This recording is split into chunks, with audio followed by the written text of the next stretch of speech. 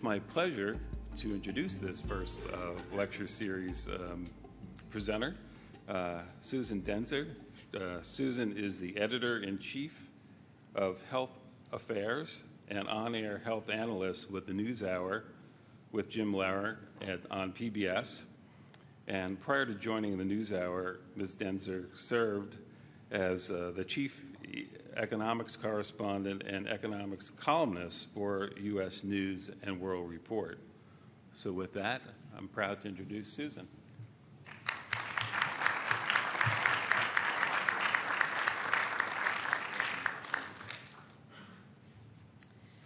Thank you very much. Good morning to all of you. Wow, your meeting planner gets an A for timing and obviously has an extremely powerful and workable and probably interoperable crystal ball for having picked this week to have this meeting. Many of us in the health policy arena are obviously still pinching ourselves because we can't quite believe that what happened on Sunday night did in fact happen, and what of course happened yesterday with the president signing the bill into law. And we do kind of feel sort of like Dorothy in The Wizard of Oz, you know, oh my God, we really are not in Kansas anymore. I don't know if we're in Oz, but we're obviously have been transported to a place that many of us who covered the debate in the 90s, covered the debate in the 80s, et cetera, never really expected to get to, but here we are. You cannot have spent as much time as a number of you have spent in the trenches of healthcare, or I for that matter, without recognizing what a profound series of events have taken place over the past year, culminating in the signing ceremony yesterday. And even as I say that word culminating, I know it's not the right word to use because we know nothing has really culminated. In fact, in many respects, the journey is only now beginning. So that leads me to the advertised topic of my speech today, which, as you know, was driving research results into practice, which in effect was kind of a placeholder because, frankly, until about 20 minutes to midnight on Sunday night, I didn't know what I was going to talk to you about today. I had a vague idea, but of course it was going to be very much shaped by the results of the vote on Sunday afternoon. Now I'm pretty confident the title of my remarks still appropriately remains Driving Research Results into Practice. That's obviously part of what we do at Health Affairs, the nation's leading health policy journal. But now all of this means a whole lot more than it did on Sunday night.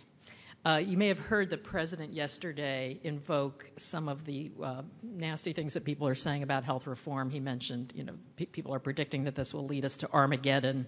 And the president said, well, we'll see. You know, we'll get up, we'll walk around in 6 weeks, 6 months. We'll see if there's Armageddon. You know, most of us know what that looks like. We saw the movies on television about nuclear holocaust. You know, we'll see if that's what happens. We obviously don't expect Armageddon in quite the sense that many of the opponents of reform have used the word. I think it is fair to say, though, we have just an enormous implementation challenge ahead of us. So you could probably call it Implamageddon. I think that's fair. I think Implamageddon is probably upon us, and we expect that some of the victims will be some of the leading people in the health policy arena. I cannot imagine how Kathleen Sebelius is going to hold up over the next year with, I think, just a casual count. There are at least 200 references in the bills to the secretary shall. And, of course, the secretary shalls begin immediately and will extend well through 2014. So she's going to be a busy person as well. Everybody who works for her and everybody in the federal government and everybody who will be coming into the federal government as well as the state governments to administer some of the pieces of these bills.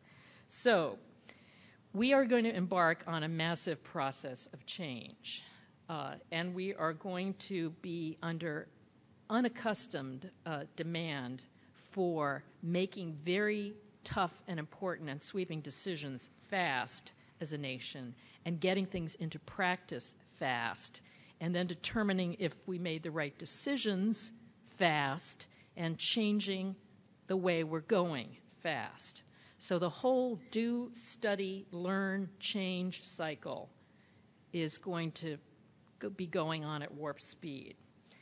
And we all know the famous statistic that says that it takes an average of 17 years for a major clinical finding in healthcare to make its way widely disseminated into practice, which we will all concur is appalling. We're now going to enter a world where that's not acceptable. It's not acceptable on the clinical side. It's not going to be acceptable on the operations side or anything else.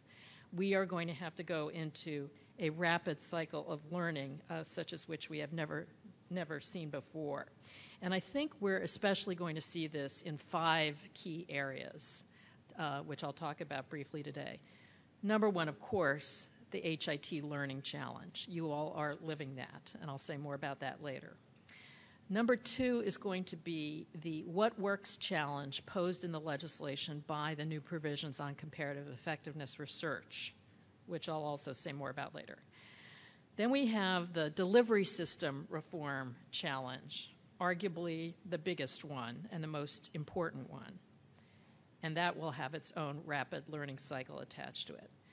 That's closely linked to the next one I would identify, the bending the cost curve challenge, which we know is also bearing down upon us if it's not already squishing us. And then the final one, and a very, very important one, and it's not final because it's the least important. In fact, in many respects, it's the most important. It's the Improving America's Health challenge, which has got to be at the core of everything we do coming out of the health reform legislation. So now doing all of these subjects, ample justice would take, the rest of the day, but I'm going to try to get through this in about 20 more minutes so we have some time for Q&A, and let me hustle through our challenges now. First of all, the HIT learning challenge. Now, I don't have to tell you all what this is. Let me just mention a couple of points here. We are devoting our April issue. We originally thought we would devote our April issue to implementing health reform, but in order to have done that, we would have had to start getting that finalized in January and February. Needless to say, it didn't look possible in January and February to make that call, or at least a prudent person wouldn't have made that call. When I first moved to Washington 25 years ago, a very wise person once said to me, never trust anybody who tells you what Congress will do, because that person will surely lie to you about other things as well. And because on January 19th, the parameters of the whole debate seemed to change, obviously it wasn't appropriate to make a call that we would have implementing health reform on the cover of our April issue. In retrospect, that would have been a nice call to have made, but a cautious person would not do that. So instead, we're devoting our April issue to meaningful use and the road to meaningful use. So we'll have a cluster of papers that I hope many of you will find interesting and provocative, informative. One of the papers is actually not a paper, it's an interview that we're publishing where we asked David Brailer to interview David Blumenthal. And it's extremely interesting and entertaining.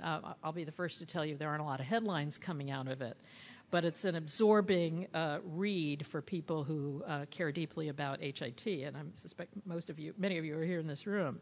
One of the obviously critical observations, again, not news to any of you, but that David Blumenthal makes and David Brailer makes, it's very much of a conversation as much as an interview, is the happy circumstance, number one, that health information technology has proceeded on a very bipartisan path in Congress, which is good and important and anomalous, we will note, in our current environment. And it's interesting to speculate on why that is. I think that is a very good sign because it either means, you could be a cynic, I think, and say it means there are 10 people up there who understand it, so people can't, haven't gotten to the point where they're demagoguing it, except perhaps on some of the privacy issues.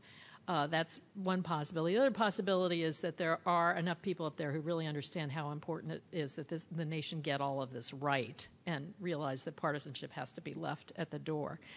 So they make that point, and I think that's an instructive one. The other very important point, though, that David Blumenthal makes, and again, it will be obvious to all of you, but we cannot lose sight of it, is these two efforts. I mean, health reform really began when the stimulus law was passed, when ARRA was passed, with the implementation, with the whole decision to invest through high tech.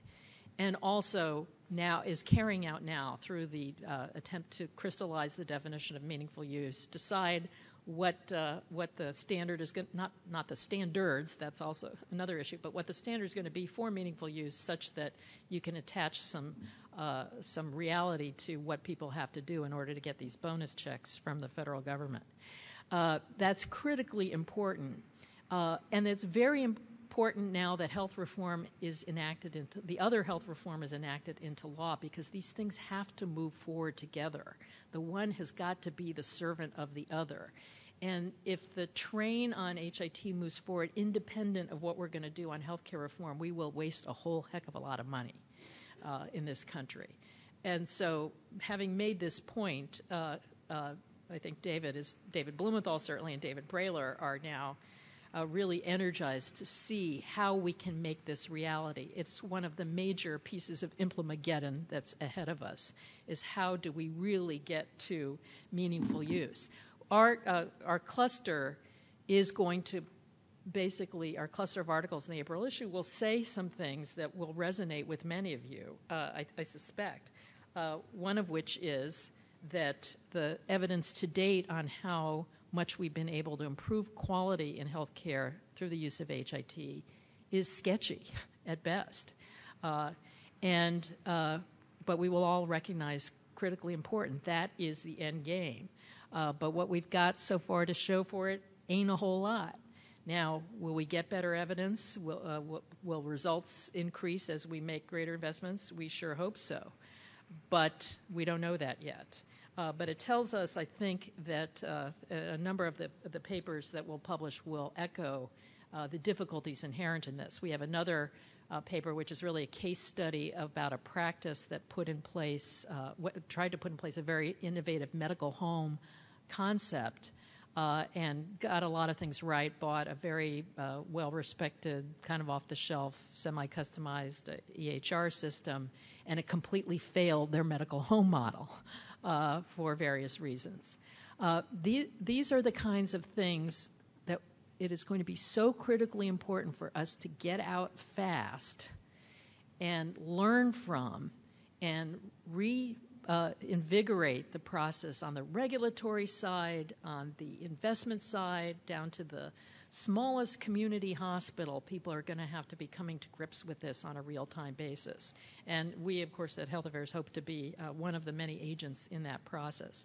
I'll just mention one other piece that I think is instructive. We asked Susan DeVore, who heads the Premier Alliance, to write a piece for us based on what they learned through some surveys they've done of their membership, of some of the leading edge of their hospital membership's efforts to put in place various HIT systems, primarily EHRs, and just offer some basic learnings for the nation's community hospitals who will have to be making these decisions. A lot of it is kind of, plain vanilla, but just sort of basic recommendations about how to think through the process of acquiring new systems and meshing them with workflow redesign at the hospital level as well as at the physician level. Just critically, critically important. And how we are going to take advantage of this very rapidly generating knowledge, infuse it into practice, is really going to be the name of the game for so many of us in this field over the next few years. So that would be, I would say, Implemageddon number one. It is sobering to think about all the other things that are going to have to go on. And just to enumerate them in the context of the legislation, high-risk pools being created on a temporary basis in 50 states, pilot projects being launched on the medical home and accountable care organizations, beginning to plan a huge expansion of the Medicaid program, setting up structures to decide what has to be in essential benefits packages, developing a set of expectations for state-based health insurance exchanges and beginning to channel money to the states to set them up, create this new structure for comparative effectiveness research and the federal funding apparatus for it, finalize the meaningful use and standards regulations. That all is inherent in the rest of what I'm going to talk about.